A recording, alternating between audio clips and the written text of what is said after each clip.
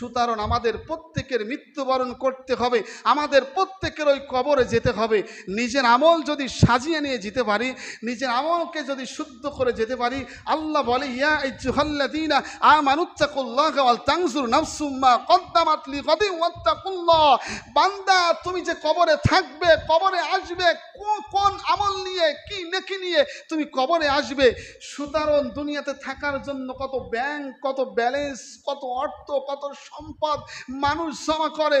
আল্লাহ ডেকে ডেকে বলে বান্দা নাফসুম্মা কদ্দামাত লিগাদিন ওয়াত্তাকুল্লাহ, আগামীকালের জন্য কিছু পাঠিয়ে দাও, কিছু ব্যাংক ব্যালেন্স কবরের জন্য জমা করো, তাহলে তোমার কবরটা আমি আল্লাহ সুখময় করে দেব। আর যদি তুমি জমা না করো, আমি আল্লাহকে সন্তুষ্ট না করে আসো, তাহলে তুমি কঠিন অবস্থা দেখতে পারবে।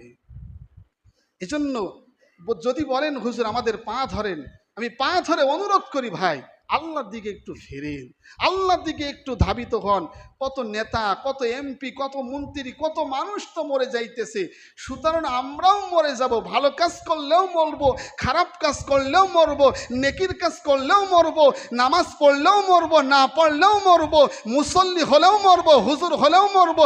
যেই শ্রেণীর মানুষ হই না কেন প্রত্যেকের মৃত্যুবরণ করতে হবে, এটা আমরা বিশ্বাস করি অথবা না করি, প্রত্যেকের মৃত্যুর স্বাদ গ্রহণ করতেই হবে। কথা ঠিক কিনা?